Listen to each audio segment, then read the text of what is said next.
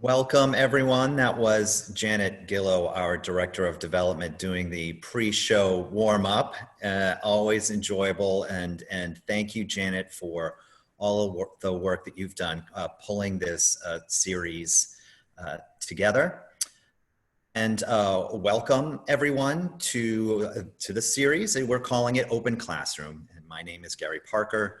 I'm the Associate Dean for External Affairs and Director of the Clark Fox Policy Institute at the Brown School at Washington University in St. Louis. I hope everyone is safe and healthy, and we are all certainly thinking about all of you and your families at this very challenging time in our world's history. With so many people under stay-at-home orders, we wanted to offer the opportunity to open our virtual doors and share with you some opportunities of professional development, or even an opportunity to learn about something a little new. So every Tuesday and Thursday at 12:30 for the next several weeks, we'll be featuring some of the Brown School's most regarded social work, public health, and social policy faculty. This Thursday, we will be featuring Professor Melissa Johnson-Reed, who will present her talk, Implications of COVID-19 for Protecting Children and Supporting Families, Current Realities and Future Impacts. Professor Johnson-Reed is the Ralph and Muriel Pumphrey Professor of Social Work Research and the director of our doctoral program in social work. A major focus of her work is understanding how to improve the behavioral, educational, and health outcomes associated with childhood exposure to trauma, particularly abuse and neglect. Her work responds to child maltreatment as a serious, prevalent public health concern, and this will be an incredibly topical and engaging discussion, and I hope that you will be able to join us. And today we have Professor Barry Rosenberg. Among our students, he is one of the favorites. He prepares graduates and current professionals to skillfully manage and lead human resources organizations.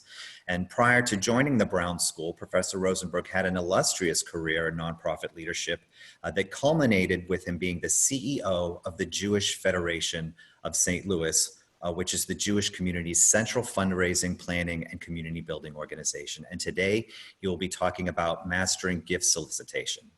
One note, since we have a couple hundred registered participants today, we have muted your microphones. If you have questions, please type them into the chat box, and Janet and I will be monitoring them, and we will share them with Professor Rosenberg during the Q&A. We will also be posting a recording of this talk on the Brown School website. So without further ado, please welcome Professor Barry Rosenberg. Thank you, Gary, and hello, everybody. Glad to be here with you. I want to start with a confession. I love fundraising.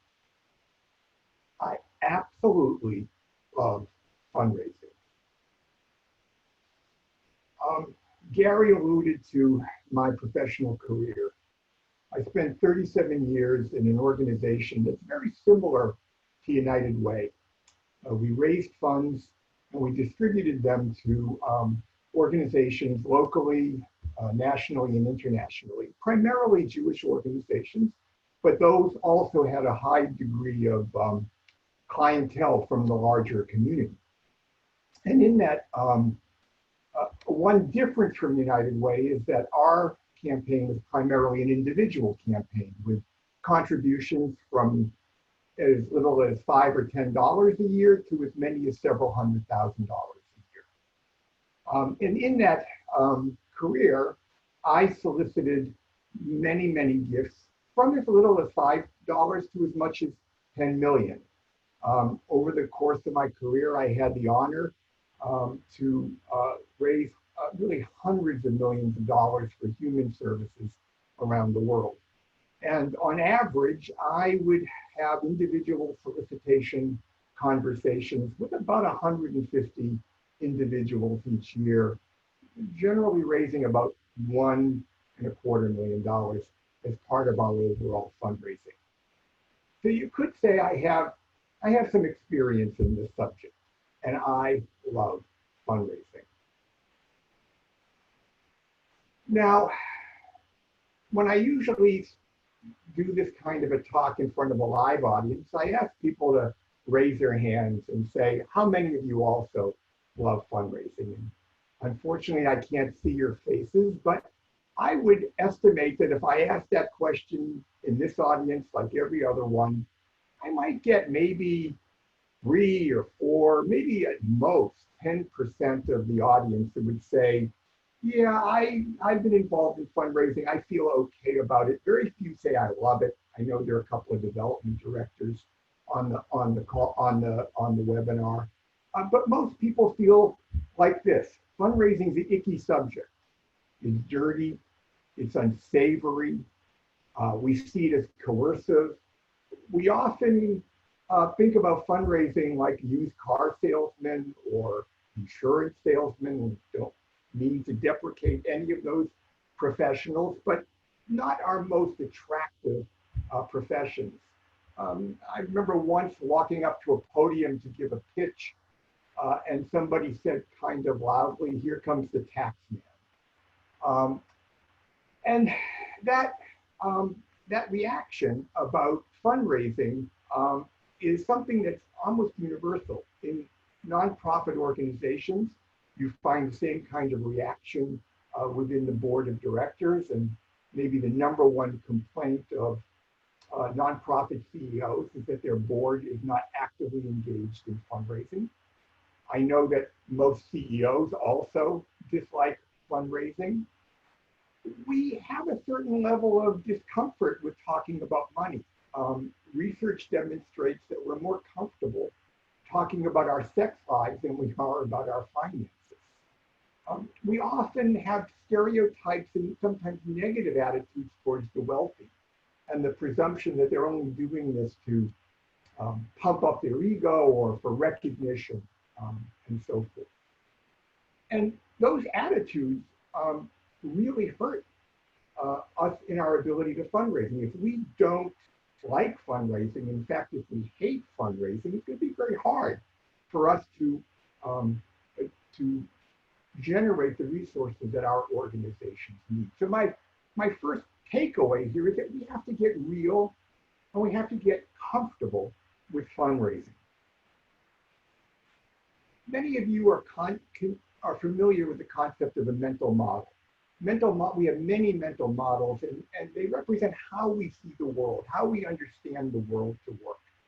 And if our mental model is that it's icky, that it's unsavory, that it's manipulative, it's very, very hard to be positive about it.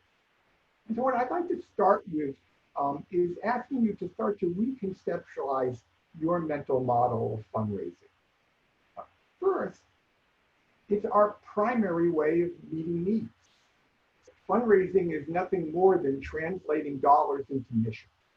And if you're involved in a human service organization, you know that we're highly dependent on philanthropy, we're highly dependent on resources, we are under-resourced in a world of incredible need. And in that process, we advance social justice. And I assume that most of the people on this webinar are deeply committed to the cause of social justice.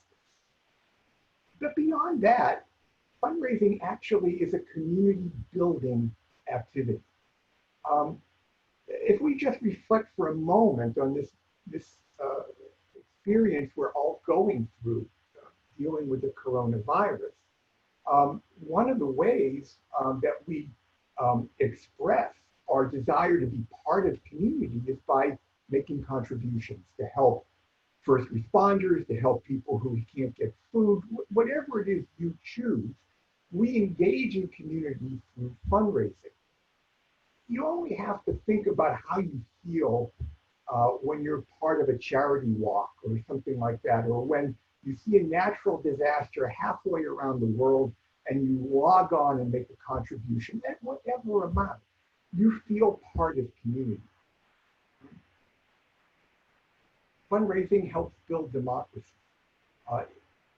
Those of you who know the story of Alexis de Tocqueville and his observations of American society, we are a people who deeply believe in voluntary action as an integral part of our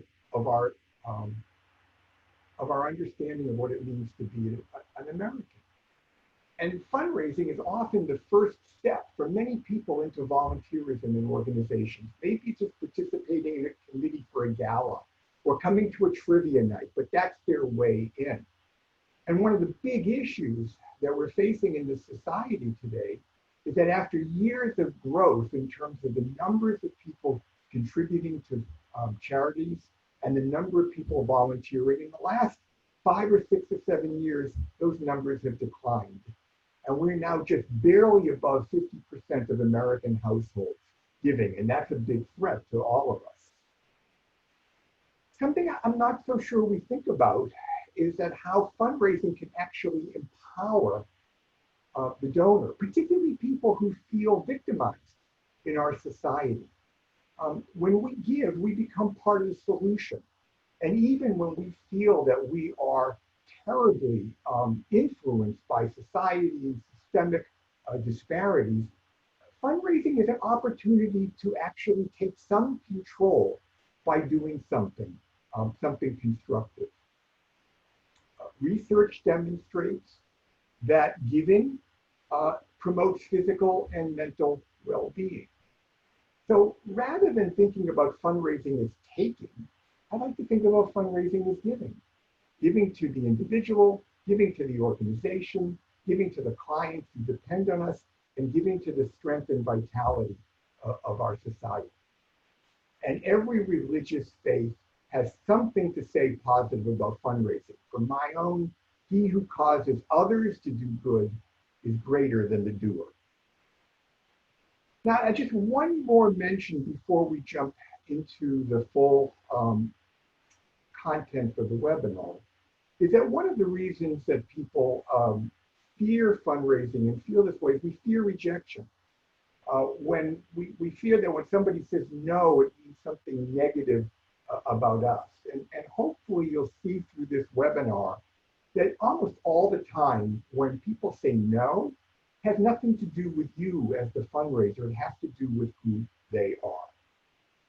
Now, a caveat, we're in the midst of the coronavirus. If you are watching your email, you're getting tons of material about organizations with fundraising needs, how you can participate and so forth. This will not delve directly in how we respond to the coronavirus, because as you'll see, major gift fundraising is not about dealing with emergencies. But at the end, I will have an opportunity to touch on some of the takeaways that you can apply in your organizations today to deal with the situation that we're all facing. So let's talk about what is a major gift? What are we talking about? And the focus here is on individual giving.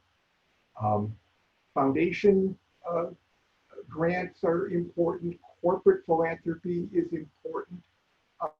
But the heart of effective fundraising strategy is the individual gift. At a minimum, 80% of all philanthropy derives from individuals. Corporate giving is only 5% of the amount of charitable giving on an annual basis. And if you add in bequests and really what the source of family foundations are, I would say that probably 90% of charitable giving, that $4.3 billion we see every year in our country, comes from individuals, right? And like they used to say about bank robbers, you go where the money is. And so one of the strategic issues for all of our organizations to think about is that if you don't have a major gift program, you're missing the centerpiece of fundraising strategy, because 80% of the revenue comes from 20% of the donors. That's a long-standing rule of thumb, but I will tell you it's probably even higher than that. And we are now moving into an era in our society of mega philanthropy, the Gates and the Zuckerbergs and so forth, who have the capacity to give enormous amounts of money. So what I'm going to talk about today is distinguished from that annual solicitation letter you give, and maybe you get $500 or $1,000 from those individuals, but I'm really talking about how we deal pretty much one-on-one with individuals to ask them for money. And the same rules that we use in terms of individuals also apply to dealing with foundations and corporations. So one of the most important things that we need to think about is giving over the course of a lifetime. Very few people start out giving large amounts of money. They may put themselves in, make a contribution to get a test and a taste of the organization. But the annual contribution is very, very important. But our real strategy needs to be, how do we move people over a lifetime to become more deeply involved in our organizations and to give increasing amounts of money? And maybe if you look at this pyramid, at the top of the pyramid, some large planned giving, maybe a bequest in their will, maybe a large trust gift, maybe they give you their home. There's so many opportunities, but we have to get there over a lifetime. And we have to think about fundraising as a progressive process that builds over time. And at the core of that is donor retention. How do we keep donors coming back year after year so that we can rely on them and we have the opportunity to increase their giving? There's a lot of emphasis sometimes on donor acquisition, but generally it costs $1 to raise that first dollar. And if we don't retain that donor the next year, that dollar that we spent and that dollar that we raised are basically washed out, right? And today, what we're seeing in organizations is a decline in donor retention, maybe as much as only 30 or 40% of the donors we get in every year. I was very blessed in our organization.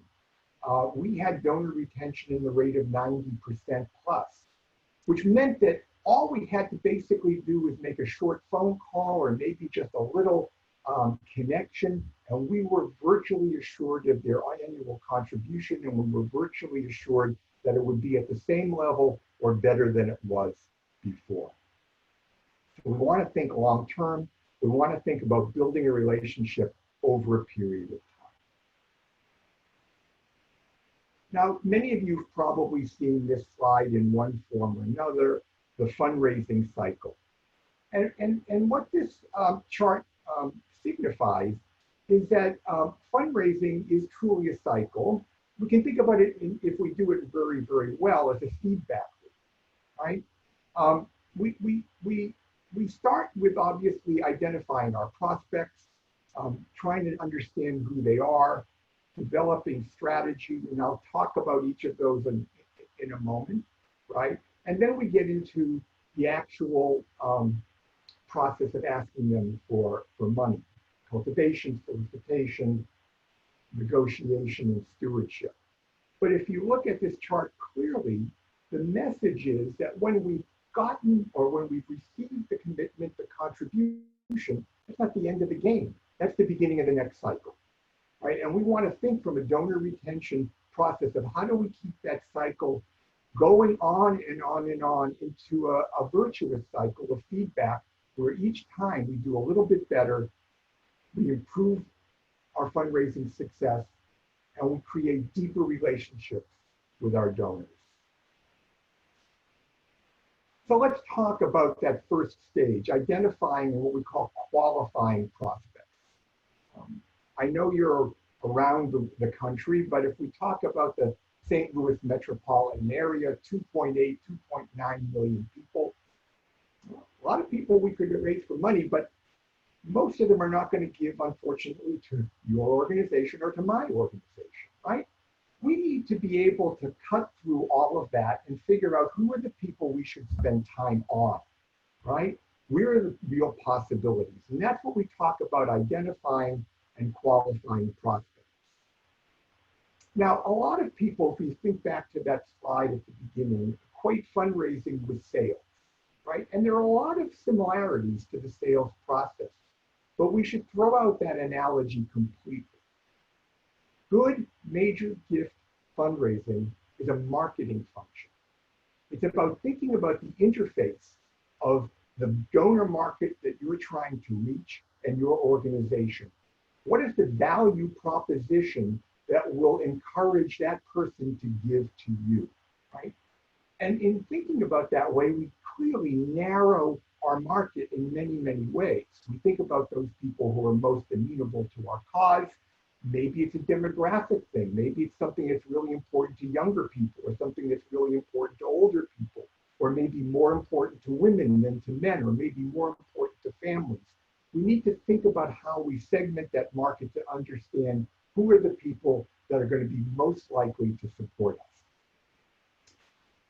And we use a three-part sort of mantra. We want to look at linkage, ability, and interest, right?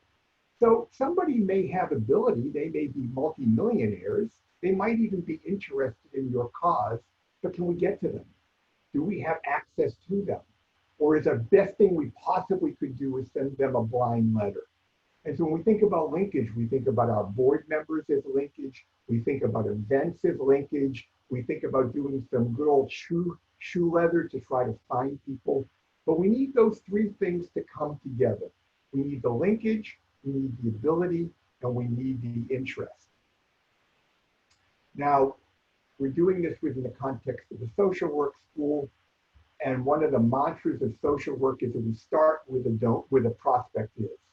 And so I want you, we start with the client is, sorry about that one. We start with a client is, we go from where they are, and that's the way I want you to think about fundraising. We start with the prospect is, who are they?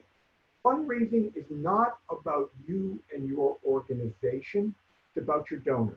It's about what's important to them. It's about how they think about themselves, and that brings us to research and strategy.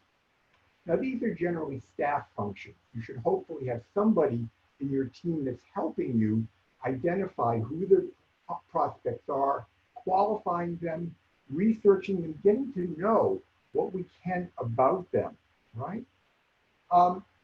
And understanding their style of giving. Do they like to give one time? Do they like to give every month? Do they like to give matching gifts? Where is the money coming from? Is it coming from them as individuals? Is it coming from a couple? Is it something the family does together? Or is it coming from a business? Do they like matching? All these different possibilities, right, are important things to understand about your donors. And what are their special interests in your organization? Are they open to unrestricted giving, which is the one thing we all want? Or are they more comfortable giving to a specific component? We need to understand the prospect. And that means we need to do our homework. We just can't walk in blind and say, hey, I've got a great cause, would you give to me? And then we need to develop a strategy. The who, what, when, where, how much. That we've identified a prospect, we know we have linkage, we know we have ability, we know we have interest. Well, who is the right person to talk to that? Is the CEO, the development director, a board member, another donor? What are we going to talk to them about? When is the right time? Where should we meet? At their office, in a home, over lunch? How much are we going to ask for?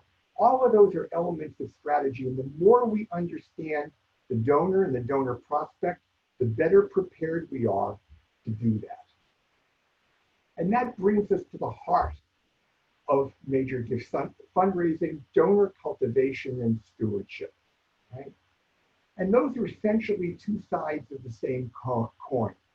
They're all about building relationships of trust, getting to know who the donor is, and them getting to be comfortable with you as a fundraiser. And in that process, learning more and more and more about who they are. Where do they want to start? How is your organization going to mesh with their interests, their needs, their ability, the time of their life, whatever it is that's important to them? How do we identify the hot buttons, the turnoffs, right? Understand their interests in your organization. And then stewardship comes after we've received the gift, right? Where we continue to cultivate that relationship. We have to recognize them. We try to involve them. Maybe they've never visited your agency. They come for a tour. Maybe we invite them to an event. Whatever it is you do, mailings, all of those kinds of things to deepen the relationship and for you to get to know more about them. And that's this idea that the gift is not the end, it's the beginning. A critical takeaway is that people give to people. And as important as your cause is, equally important and often much more important is the relationship they have with you as a donor. So with that background, I want to walk you through a true life case from my life. Mr. and Mrs. C. Now, I'll ask you not to be thrown off by the numbers because they are a little bit daunting, but I will tell you that the process is exactly the same at whatever level you're thinking about major gift fundraising. Now, this story played out over about 6 years. And the couple, Mr. and Mrs. C, when the story starts, were retired. They were probably in their early 70s. Mrs. C was a member she was second generation in a very large and very successful family business. And the company had just been sold. Now, Mr. C worked in the company. I don't know how much they had, but I knew they certainly had the ability to be major donors. And they had actually been very, very long-standing donors to our organization at a fairly significant level with about $12,000 a year. So that's really, very, very nice. But despite that level of giving, they weren't really active with us. They never came to our events. They didn't serve on any committees or boards. They were just very, very reliable donors, but they had much bigger interests in other charities in the community. And they were well known for their work in other areas. So thinking about them and that market segmentation, the normal way to think about them is that we could rely on them pretty easily. It would take a phone call once a year. They would give that $12,000, but the likelihood of them increasing was not high. And probably they would start to decline over a period of time as they wanted to give more money to their grandchildren and other needs as they were thinking, would become more prominent. But what happened? What happened fortuitously is we happened to be at a party at a mutual friend's home.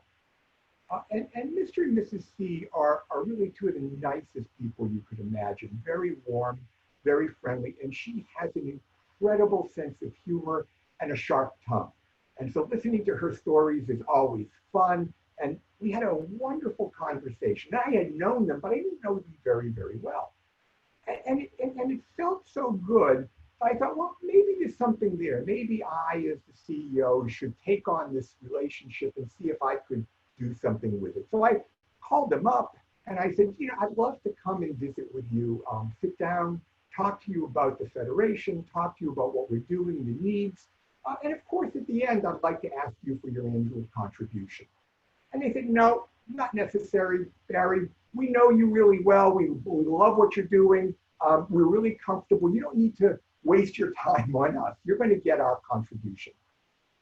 And I thought about it and I thought, well, look, it may not be that important to you, but from my perspective, it's really important. You're major donors. You deserve that kind of attention. I'd like to tell you about a few new things. I'd like to get your opinion about a couple of things. And they agreed. We sat around their kitchen table for an hour. We talked about the Federation. We talked about Jewish life. We talked about Israel. We talked about family. Wonderful, couple of jokes, stories. At the end, I said, great conversation. You know that we have rising needs. Would you consider increasing your contribution this year? They looked at me and said, no, we're pretty comfortable, right? We enjoyed this. This is wonderful. You can count on us. Said goodbye. Year later, I call them up, same thing. No, you don't need to. I push a little bit. They agree. We have another wonderful conversation. This goes on for a few years. And they start to increase just a little bit, but nothing dramatic. But I'm spending an hour of my life every year and I'm having a good time, right? So I keep it going. Now, one of the things that we did in our organization is we arranged travel to Israel as an educational experience, but also to expose them our donors to what the work we were doing and needs. And we had a trip coming up, and a couple of their friends were going, and I asked them if they would like to, and they hadn't been for a while, and they said, yeah, we'd be interested, but then they decided that they don't like to really travel in groups. And so I said, well, we could also arrange for you a trip. You would, of course, pay for everything, but our travel department would find you a guide, develop the itinerary, make sure that everything worked well. They agreed, they went and they had a spectacular trip. And now the relationship is broadened in a very, very important way. They're not just donors to us, but we've given them something that was actually very, very important to them. Now, they're still, I'm meeting with them every year. They're still not increasing. And I start to say, well, we're not really getting very far here. Maybe I should change the pitch. And so in one of my visits, I sat down with them and I said, look, clearly you're very comfortable at the level that you're giving. We're deeply appreciative, but would you think about a major gift, a one-time major gift that would signify your commitment and your connection to the organization and the work you do, could be seen as a legacy? And they actually thought that was a really good idea, that they said, yes, we'd be very, very open to that. And so I said, well, I'll come back with a proposal. And I did, and it was an interesting and very important need, and they listened politely, but they said, no, they weren't ready to do that yet. And I came back to them with another proposal, and this happened about 2 or 3 times. And now I've been meeting with them for about 4 or 5 years. We know each other really well. We're kind of comfortable with each other. And I sat down at that kitchen table. I said, look, help me out here. You said that you're really open to the idea of a major gift. And I've come to you with some really, really interesting and important projects, and you keep saying no. So, excuse me, but what's going on here? And Mrs. C, with that sharp wit, looked me in the eye and said, Barry, you haven't wowed us yet. I hadn't wowed them yet. And what they were telling me is that, yes, these projects were really, really important. They understood the need, but it didn't speak to them in their heart. It didn't speak to them in a way that would really motivate them. They were important for the organization, but not important enough for them. And I said, I got it. I'm not coming back to you until I have the WOW project. Now, we were really fortunate because we were a funding organization. We had lots of organizations that we supported where we could find a project. And a while later, a project came up that was associated with their former business. It was an important social service. It related to what they had spent their entire life doing. I made an appointment, went to their apartment, sat down at the kitchen table, explained to them what the project was, and within 90 minutes, they committed to a $250,000 cash gift. Wow.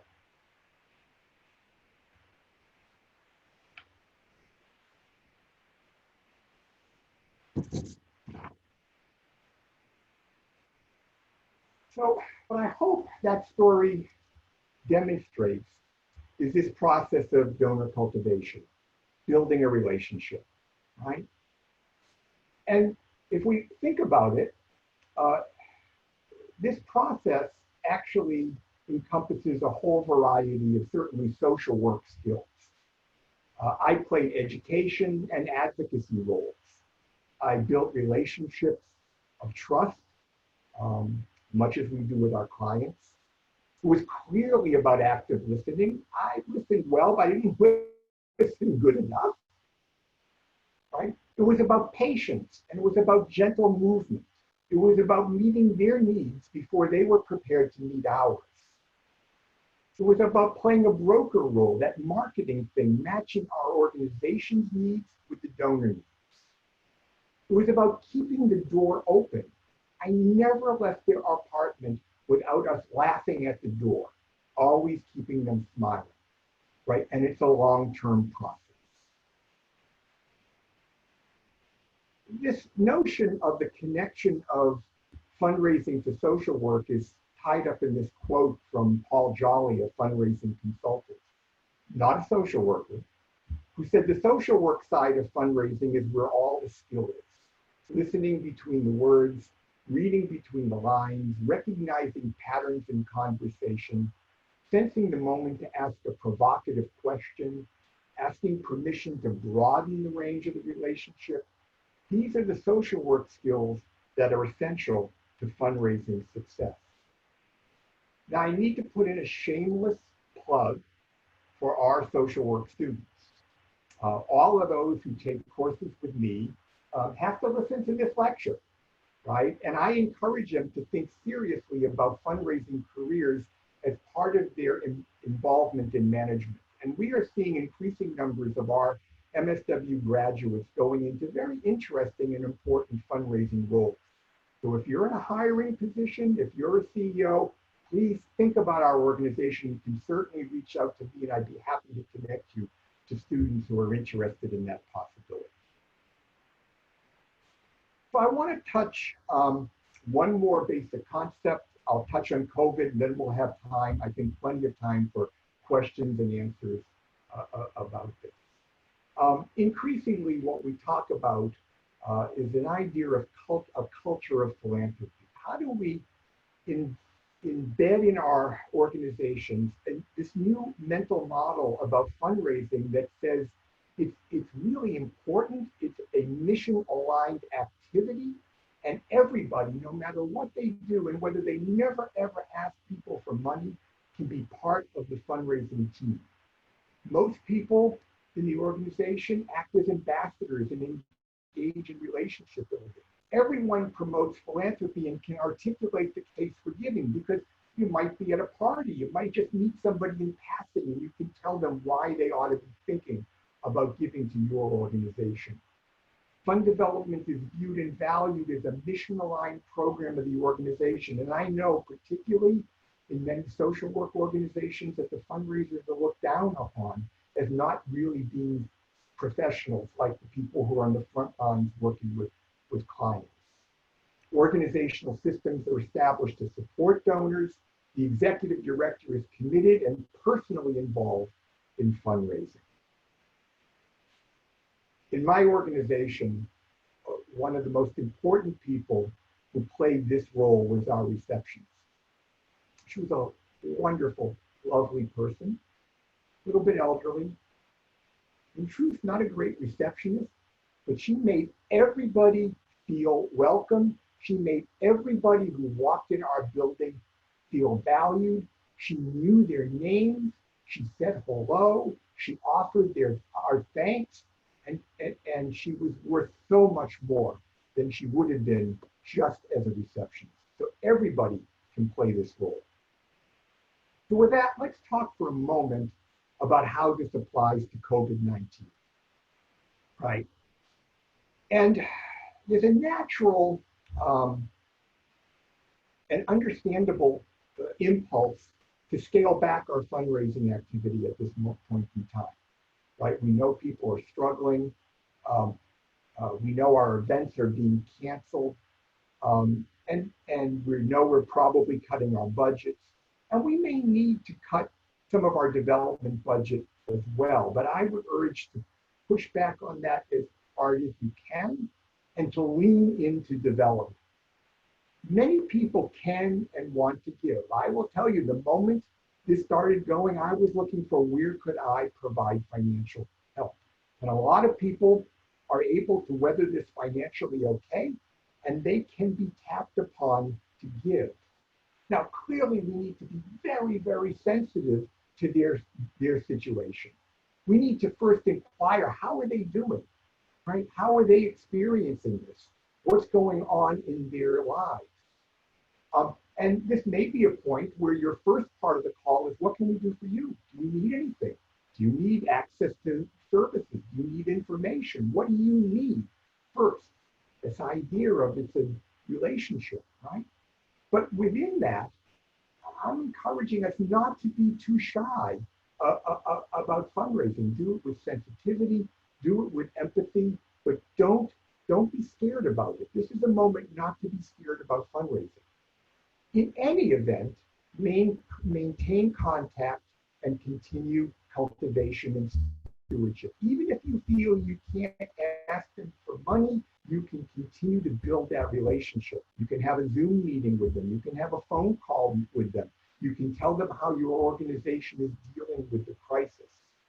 One of the things, and not to make this competitive, but you need to be thinking about is the risk of losing current loyal donors because they become involved in giving to new organizations rightfully because of the crisis, and they become connected with those organizations.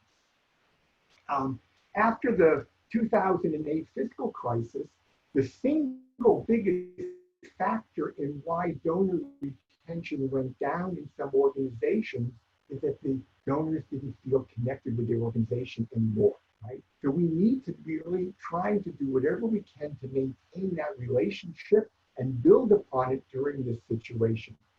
And we need to prepare for post-crisis coming out of it, right? If we decimate our fundraising situation, if we stop knowing who our donors are and what they're capable of, what happens when we're finally able to start to ramp up?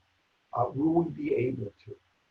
And then the last thing I want you to think about is the possibility for emergency or special gifts. There are people today who may never have responded to your organization, but will today because of the services that you provide.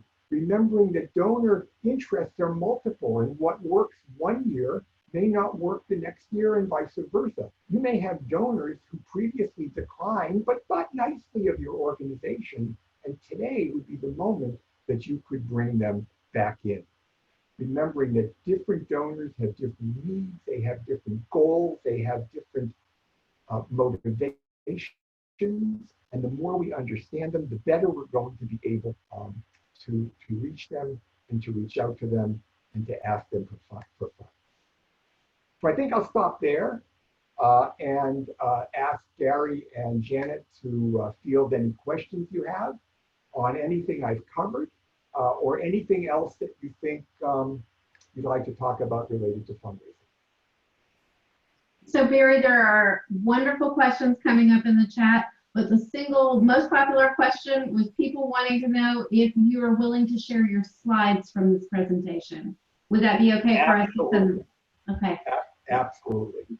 I'll send it to you and you can share them. And this is recorded so people could watch it, I believe, again, right? Sure. Absolutely. There's nothing in here that's secret. Fundraising isn't that complicated when you think about it. Well, Barry, with someone with your experience and knowledge, that's very easy to say. And for some of us that struggle with how to engage and build those relationships, this has been an incredibly informative talk. So I thank you for that. And we have all kinds of questions coming in. I mean, they are flying in. And first, a lot of staff turns over. A really positive feedback as well. So I'm just going to jump in. Let's see. Wow, there's just so many. There was someone that says, how can you identify what that WOW project is? Essentially ask them. Mm-hmm. This is that process of cultivation. This is that process of trying to understand who they are. What are their interests? What are their motivations? What are their needs in relationship to fundraising? Are they people who want to help on an individual basis? They want to see those dollars go to individual people? Are they more interested in organizational development? Do they want to honor their parents or involve their children? Every donor has to be understood as somebody individual. Now, clearly you can segment your market and you can get a good idea of who your likely donor pool is going to be. But then within that, there's so many variations. And so that process of cultivation, sitting down with people, and not just asking them for money, but asking them who they are, what their story is how you do it. I'll share with you one of the more telling experiences I had. One day I was meeting with a volunteer of our organization and a donor, and I went to his office, and he was an architect. And I walked into his conference room, and on his conference wall, he had a massive drawing of an elephant. It filled the entire room right up to the ceiling. Very strange. It wasn't artistic. It was just an outline of an elephant. And I said, what is that about? And he said, well, we're working on a zoo and we have to understand our client, right? And so the idea of how do you develop a profile of who your client is, or in this case, your donor prospect is really, really important. And I would suggest that you create 3 or 4, what I would like to call avatars, different profiles of a woman, a man, a younger person, an older person, that give you sort of a beginning thought about who that likely person is that you can refine over a period of time. And then when you think about your written communications, you think about your emails, you can start to play to your avatars in ways that you think will be more likely to generate success. Here's another really great question coming from Holly. Can you speak about who should make the ask, in particular, a peer-to-peer philosophy? How important is it for staff to have someone at the financial level of the donor when making the ask? Does that make sense? Yes, it makes sense. Let me just make a note to myself.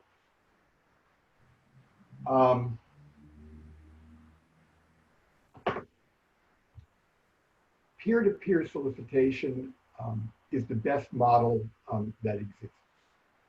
If you have a donor who is committed, who understands the principles that we've talked about, and Gary, I'm sure you could do it. That is your best overall strategy. But the critical question, who's the right person? That person may not be terribly articulate, may not be, or may not be terribly warm, and that might not be the right person. Your strategy is built about figuring out who is the right person, what is the right linkage, and that can be a staff person, that can be a volunteer. The more you know about the donor and the more you know about the relationship, and more you know about who does well in different situations, the better you are. Now, a lot of us use what we call a 2-on-1. Sounds a little bit aggressive, and sometimes it can be, but where you pair, maybe you're a staff person and you come with a volunteer, and that volunteer's role, perhaps they're not comfortable asking, but they're really comfortable telling why they got involved, right? And so you create a partnership in doing that. The question of financial difference is important to think about, okay? But I don't think by any means it's prohibitive. I certainly solicited and talked to people who had far more wealth than I did, but it is important to start to understand the mindset of people of high net worth, and to understand the way they think, because oftentimes they just haven't had the same experiences that you have. They haven't had certainly the same experiences that many of your clients have, and you have to help tell that story and build a picture for them so that they can understand. So learning a little bit about how those kind of people, it's a terrible thing to say, but people who have that experience, how they experience the world is really, really important. Again, it's starting where your donor is.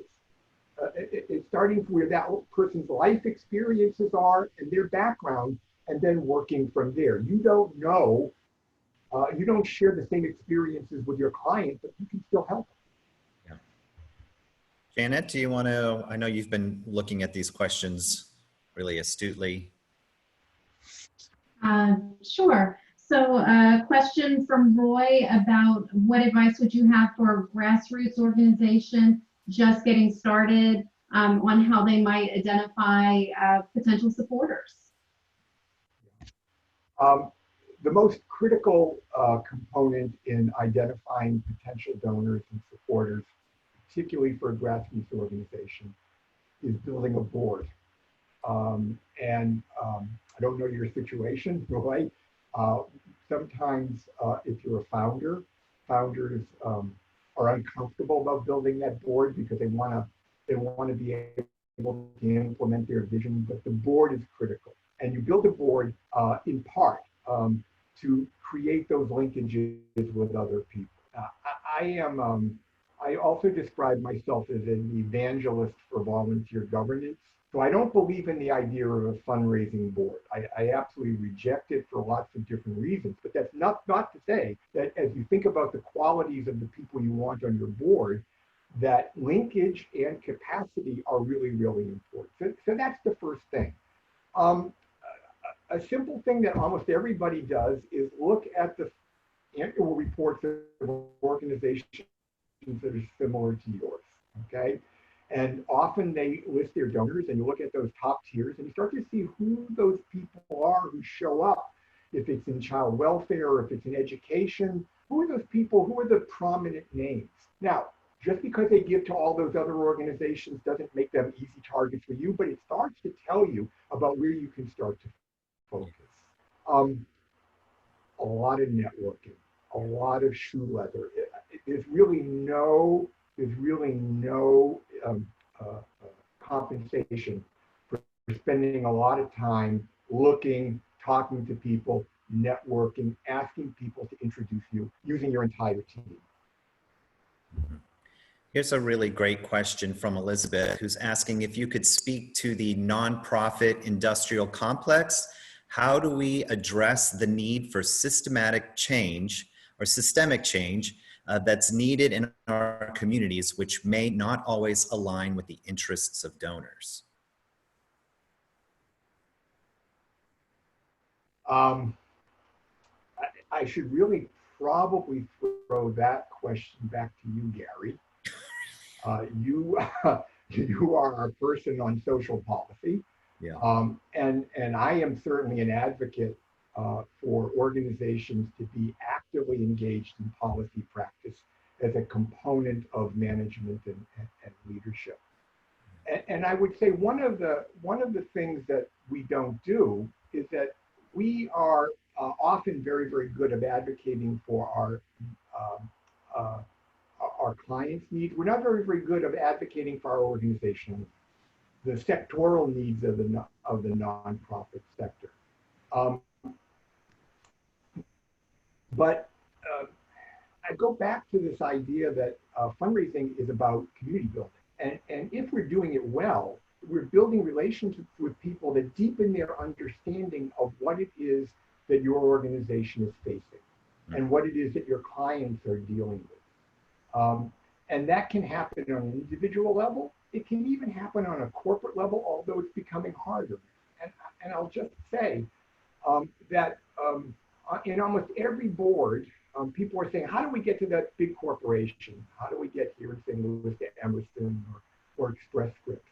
And maybe you can, but corporations are increasingly targeting their giving to what is aligned with their strategic business interest. If you're Express Scripts, you're probably interested in either health or STEM education. You're not interested maybe in incarceration.